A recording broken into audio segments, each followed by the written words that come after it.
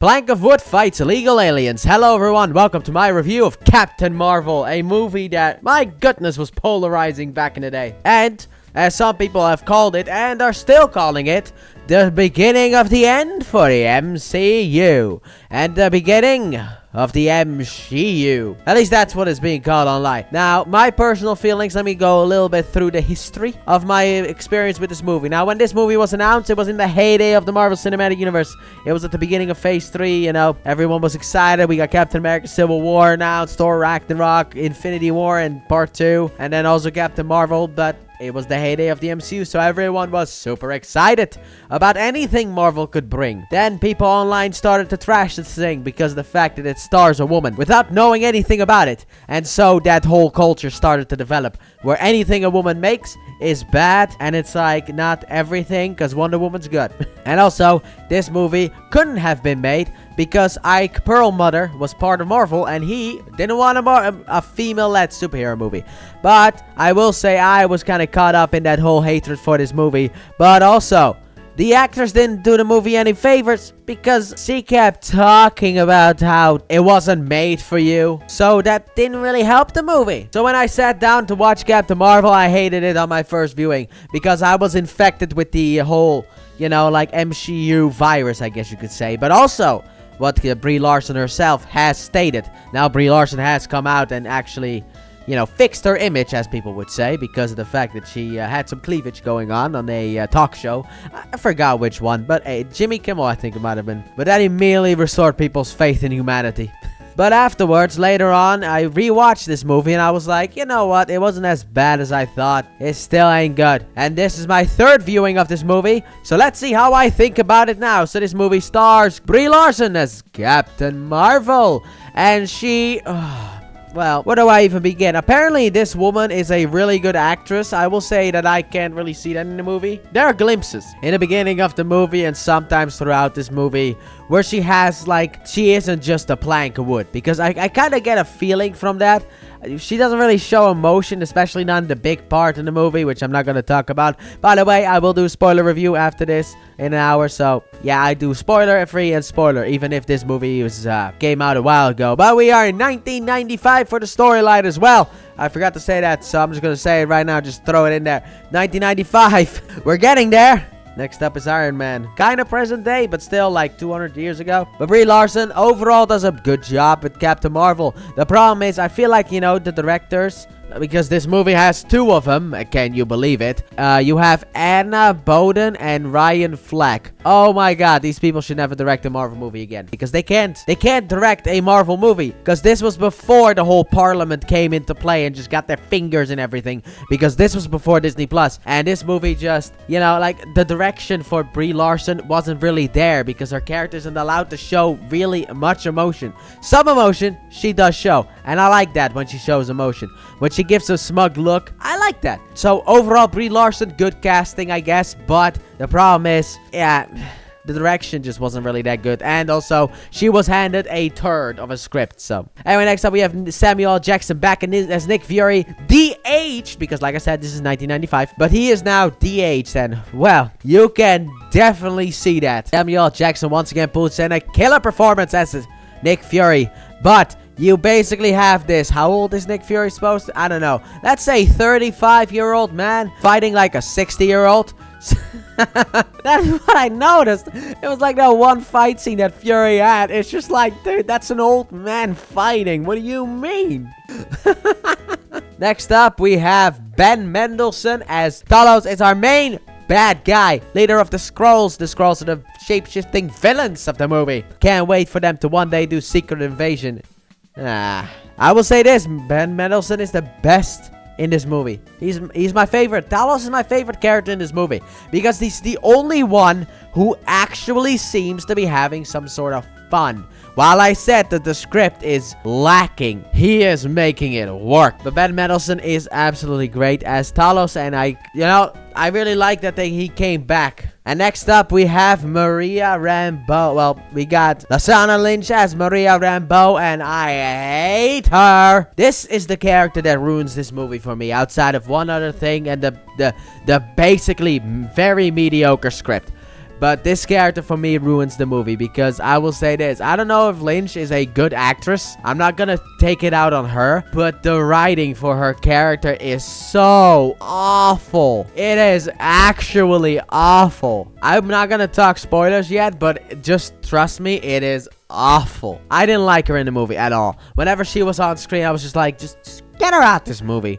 Like, my first thought was, let's remove this character from the movie, but we need this character in the movie. So my second thought was, how about we just rewrite her so that she's better in the movie? Maybe actually likable, because she's not. And also we have the Annette Bening as the Supreme Intelligence, and she is fine, I guess. I don't know. I have an issue with her, not as the Supreme Intelligence. Overall, I think she's fine as the Supreme Intelligence.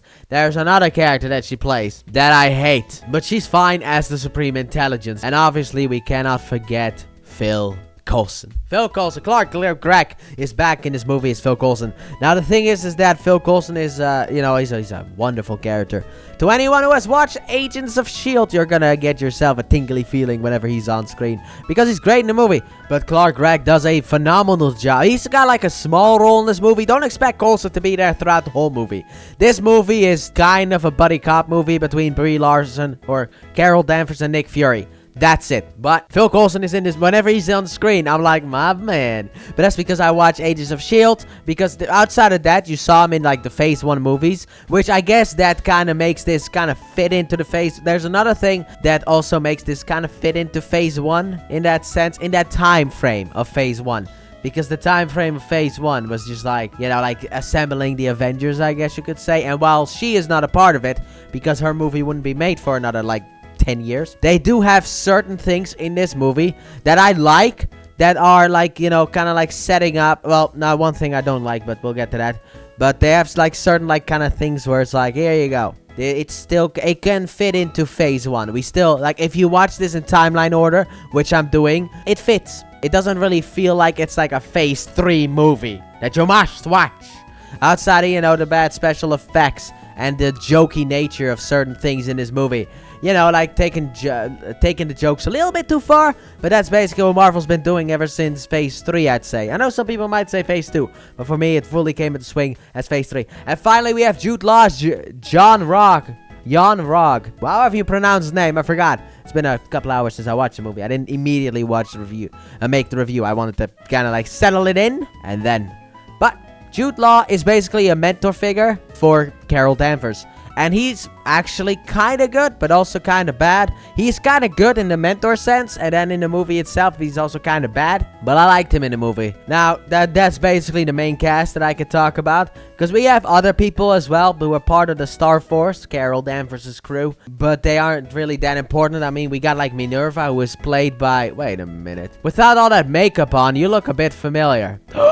You were in Eternals, I know it. You were Cersei. Sassy. I think that's what she called herself in the movie. Because she had an accent. But we got Minerva, who is, well, the rest of the people are basically just there. I mean, we do get Korath, who was in Guardians of the Galaxy, who basically goes up to Star-Lord and is like, who? I'm Star-Lord, man. That guy.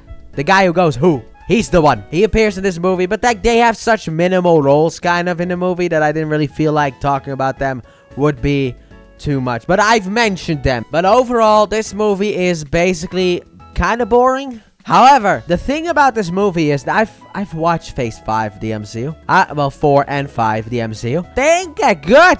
They're basically the Phase 4 and 5 basically range from the quality of Iron Man 2 and Thor: The Dark World, Captain Marvel, and like worse than Captain Marvel. So Captain Marvel looks good in comparison to Phase 4 and 5. Because like this movie came out in the height of the MCU. We had the height of the MCU. However, then Marvel came out and was like, this character is basically gonna be Superman, but without weaknesses. And it's like, okay, so you got an uninteresting character. And then you watch the movie and she's not really that interesting, kind of forcing that belief. And then you have that one biker scene. And it's like, yeah, this movie just hates men. Which technically it doesn't. There's a little bit of that in there. but it's more like, kind of like how you put a little bit of salt in your food. It's like a wee bit of that in there, but it's not really, it doesn't really detract from the experience overall. It's just like, that didn't really need to happen. Or it's like, why are you being this cartoonish about it? Oh, you know what they call it a cockpit? It's like, what guy walks up to a woman and just says that? Like, what? I have never heard anyone say that. But this movie does do certain bad things that I will more talk about. Spoilers.